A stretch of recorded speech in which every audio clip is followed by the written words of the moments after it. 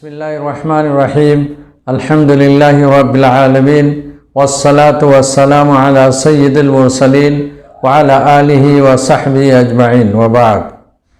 ناظرین کرام، صفحہ آن لائن کے واسطے سے آج حضرت مولانا سید محمد رابع حسنی رحمہ اللہ سے متعلق کچھ اپنے خیالات اور دیکھے ہوئے جو تجربات اور واقعات ہیں اس کا حاصل پیش کریں گے۔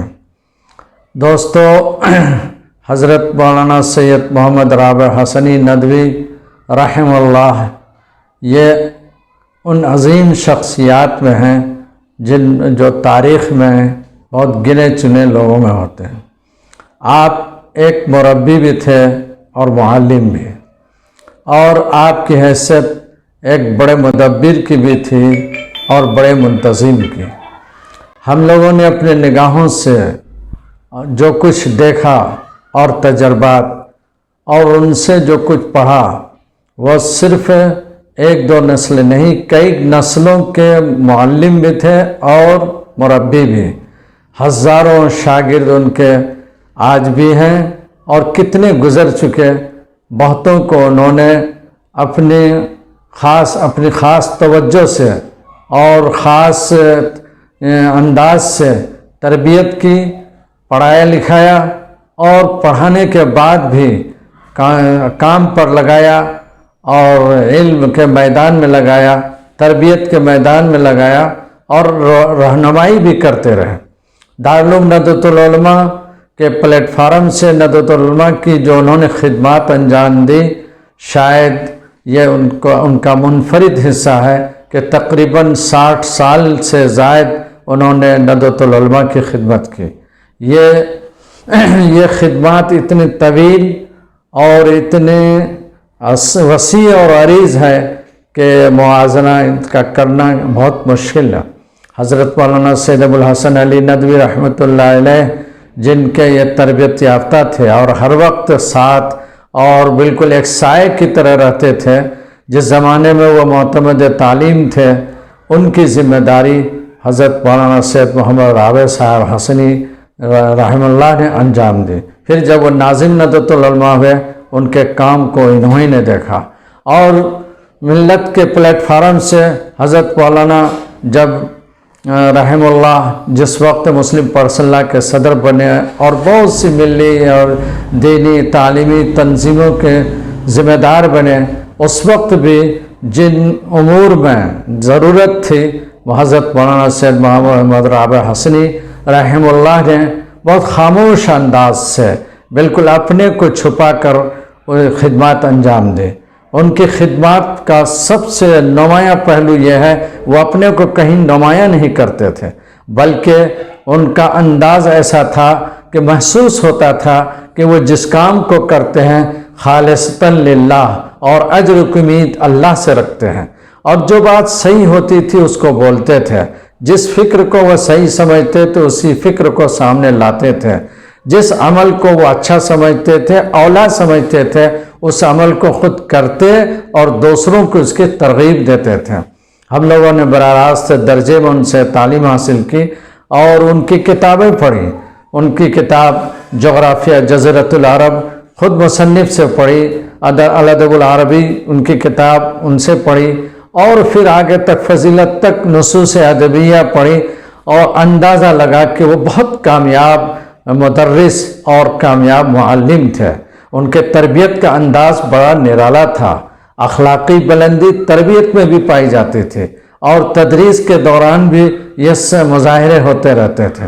براہ راست ہم لوگوں نے ان کو اپنے تعلیمی علمی دور میں بھی دیکھا، اور بعد میں بھی بے شمار اساتذہ انہی کے توجہات سے تدریسی کام میں لگے۔ آپ کا ایک نظریہ تھا کہ تحقیق سے تدریس اولا ہے، اور اس سے وہ اس بات کو ترکیز علی التدریس اولا ہے ترکیز علی التحقیق سے، اس کی تفصیل بھی بیان فرماتے تھے۔ بہتوں کو اس لائن میں بھی لگایا، بہتوں کو جن کو تحقیقی ذوق تھا اس میں لگایا، جن کا جو ذوق تھا اس ذوق کے مطابق اس عمل کو وہ کرتے رہے۔ آپ ایک بڑے مدبر تجربات نے بتائے، مسلسل ہم لوگوں نے دیکھا کسی بھی پیچیدہ معاملے میں حضرت معاویہ صاحب ایسے درمیان کی صورت نکالتے تھے کہ لوگ حیران رہتے تھے۔ بڑے مسائل بھی آتے رہے اس لمبے انتظامی دور میں جو 60 سال تک کی طویل مدت ہے، طرح طرح کی چیزیں آتی رہیں، کبھی اساتذہ، کبھی طلبہ، کبھی انتظامی امور سے متعلق، ہر جگہ انہوں نے ایسے شعور سے کام لیا، ایسی الہامی فکر سے کام لیا کہ معاملہ بھی حل ہو گیا اور لوگ دنگ رہ گئے کہ کچھ پتہ نہیں چلا، اور کسی طرح کے کوئی فتنے ہونے سے ہمیشہ انہوں نے بچایا۔ یہ بڑا کمال ان کا تھا۔ سب سے بڑی بات جو ان کی زندگی میں ہم نے دیکھی، شرعی مسائل میں وہ اولیات کے قائل تھے، وہ اولا پر عمل کرتے تھے، وہ افضلیت پر عمل کرتے تھے۔ کتنے مسائل جو سامنے آئے دیکھا میں نے کہ جواز کی بھی راہیں تھیں، لیکن انہوں نے افضلیت کی راہ اختیار کی۔ وہ ایک صاحب عزیمت تھے، انہوں نے عزیمت کی راہ ہمیشہ اختیار کی۔ یہ بہت سے مسائل میں حضرت ہم اس ناچیز سے بھی پوچھتے رہتے تھے، اور وہ کوشش اس بات کی کرتے تھے افضل طریقہ کیا ہے اس کو بتاؤ، اور اس پر وہ عمل کرتے تھے اور استفسار کرتے تھے، پوچھتے بھی تھے۔ بہت سے فقہی مسائل میں ان کی ایسی گہری سوچ تھی جو کبھی فقہ کے میدان کے لوگوں کی نظر وہاں تک پہنچ پاتی ہے۔ کتنی بار گفتگو ہوئی، ہم نے دیکھا کہ بہت سے اختلافی مسائل میں جس دقت نظری کے ساتھ وہ گفتگو فرماتے تھے کہ ائمہ کے درمیان اقوال جو مختلف پائے جاتے ہیں، بہت پہلے سے ان سے شیخ عوامہ کی کتاب کے آنے سے پہلے، جب عام طور پر طلبہ اور اساتذہ میں یہ فکر رائج نہیں ہوئی تھی، اس وقت بھی وہ فرمایا کرتے تھے کہ فقہی اقوال میں جو ائمہ کے درمیان آراء مختلف ہیں، یہ دراصل بہت سے اس کے اسباب ہیں، ان میں سے ایک سبب جغرافیہ بھی ہے۔ وہ بتاتے تھے کہ جغرافیائی طور پر جہاں جیسے حالات تھے وہاں کے ائمہ نے وہ قول اختیار کیا، اور وہ مثلاً فرماتے تھے کہ جزیرۃ العرب میں جس زمانے میں پانی کی کمی تھی، صحرا میں چلتے تھے اور دقتیں تھیں، وہاں 2 مٹکے پانی کو کثیر سمجھا جاتا تھا، اس کو، اور امام شافعی اور ان کے ماننے والوں کو ان مقامات سے گزرنا پڑتا تھا، انہوں نے اسی کو کثیر سمجھا۔ یہ فقہ حنفی کے لوگ خاص طور پر عجمی ممالک کے اور ماورا نہر کے علاقے کے عراق، سمرقند، بخارا، ان علاقے میں جہاں نہر دجلہ اور فرات اور دیگر طرح کے پانی کی بڑی سہولیات تھی، فراوانی تھی، یہاں کے ائمہ نے اسی انداز کو اختیار کیا اور اسی پر وہ عمل کرتے رہے۔ اور پھر امام مالک کا مسلک انہوں نے کن حالات پہ اختیار کیا، اس طرح کی چیزوں کو بہت باریک بینی کے ساتھ وہ بیان فرماتے تھے، اور ہم لوگوں کو اور جو لوگ بھی اس فن سے دلچسپی رکھتے ہیں ان کو بڑا فائدہ پہنچتا تھا۔ بہت سے مسائل میں جہاں اختلافات ہوتے ہیں وہ ایسی باریک بات بیان فرماتے جو اس سے گتھی سلجھ جاتے۔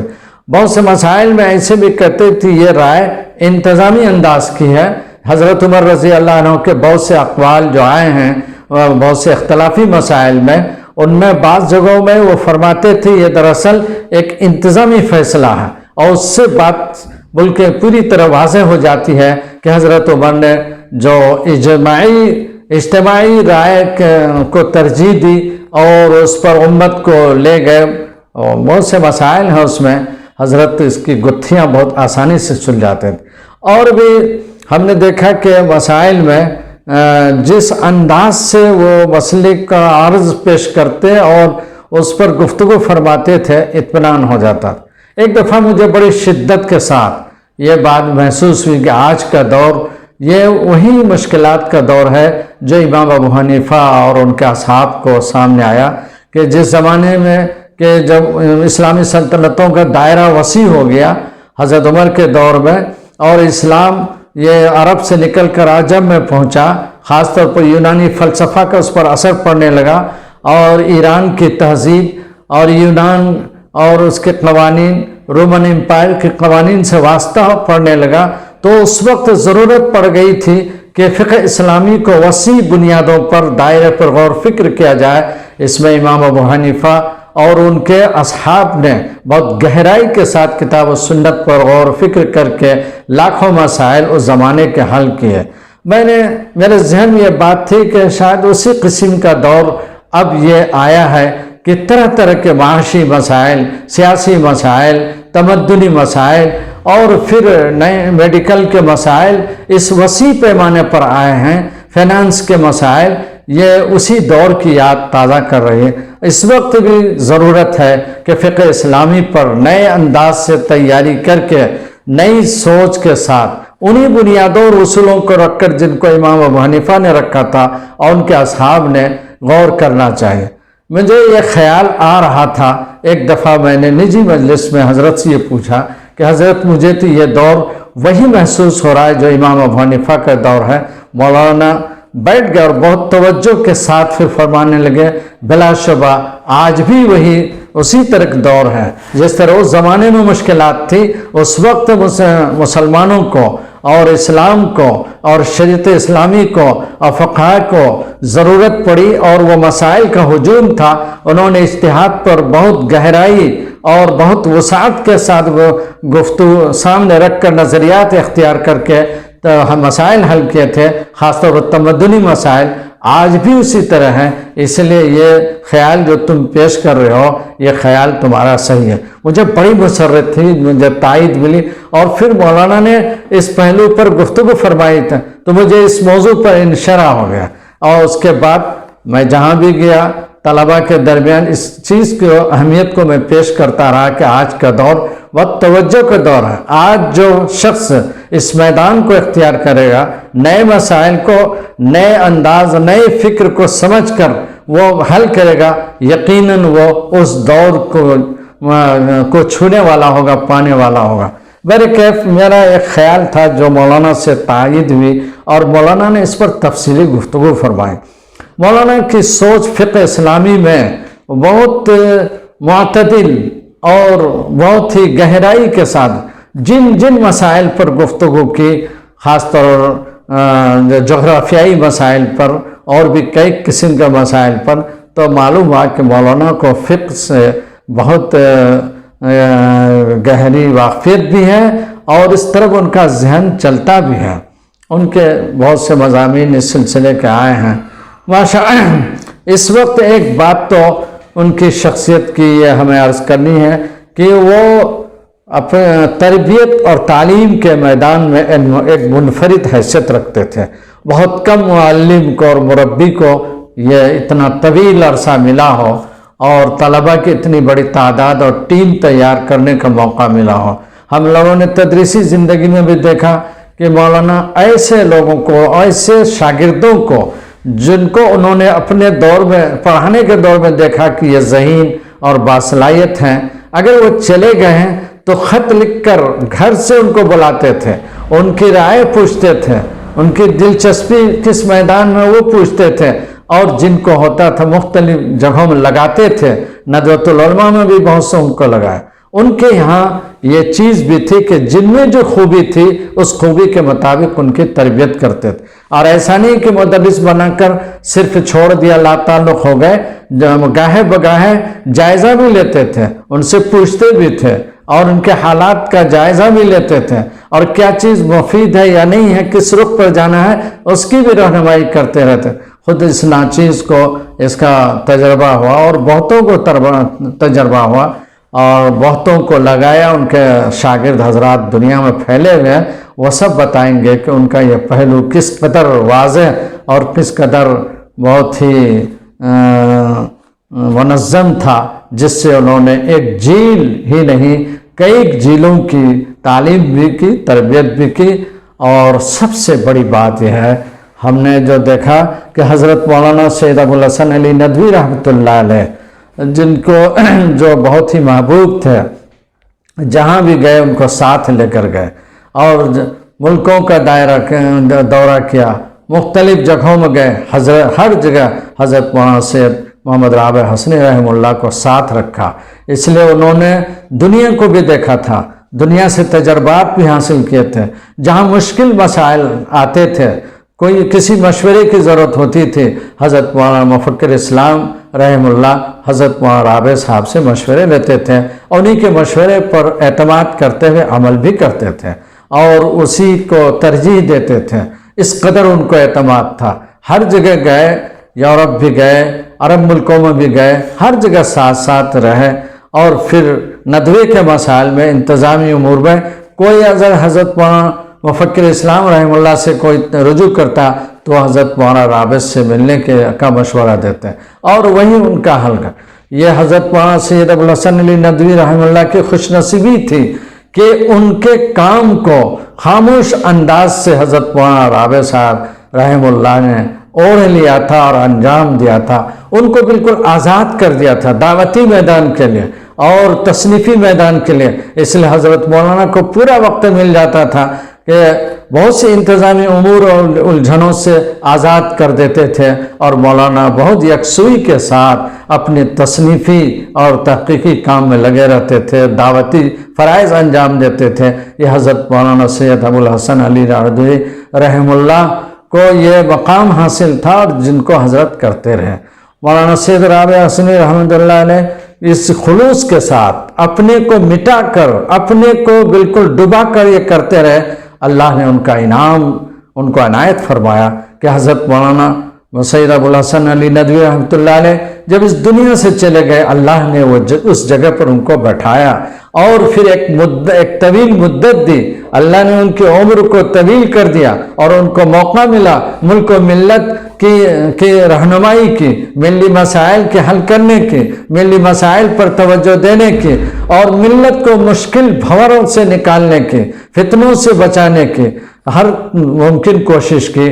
ماشاءاللہ وہ اس میں بہت کامیاب گزر کر دنیا سے گئے، اور مسلم پرسنل کے پلیٹ فارم سے ہوں یا دینی تعلیمی کونسل کے پلیٹ فارم سے ہوں یا اور دوسری فکری اداروں کے ذریعے سے ہوں یا ادب اسلامی کے میدان سے ہوں، صحافتی میدان سے ہوں، تصنیف کے لائن سے ہوں یا تالیف کے لائن سے ہوں، مختلف جو کام کے طریقے ہو سکتے ہیں، ہر میدان میں مولانا نے بڑے خلوص کے ساتھ، للہیت کے ساتھ اور اولیت کے ساتھ اس فریضے کو انجام دیا.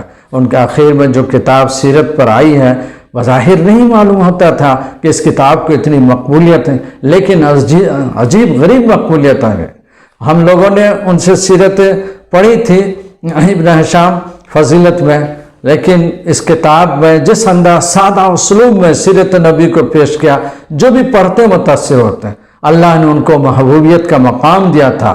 جنازے میں جو بھیڑ ہوئی، جو پورا شہر لکھنؤ امٹ پڑا، پورے علاقے کے لوگ اور دور دور دراز کے لوگ جس طرح امٹ پڑے، اندازہ لگتا ہے کہ اللہ کے اس محبوب بندے کی محبوبیت خلق خدا میں کس قدر تھی. اور اس سے لوگوں نے دیکھا یہ نظارہ. اور اس سے بہت پہلے امام حرم آئے تھے، شیخ سبیل وغیرہ، وہ بھیڑ دیکھی تھی ہم لوگوں نے، لیکن اس سے کئی بڑھ کر یہ بھیڑ تھی اور یہ نظارہ دنیا نے دیکھا. پوری دنیا میں ماشاءاللہ ان کے لیے دعائیں ہوئی، خوب ہوئی. اللہ تعالیٰ ان کو کروٹ کروٹ جنت نصیب فرمائے اور اعلی علیین میں جگہ نصیب فرمائے، جنت فردوس عطا فرمائے، اور ہم سب کو سکون اور اطمینان قلب نصیب فرمائے. ہم شاگردوں کو اور ہم خدام کو اطمینان نصیب فرمائے، اور دارالعلوم ندوۃ العلماء کے ہر طرح سے حفاظت فرمائے، مسلم پرسنل کی حفاظت فرمائے.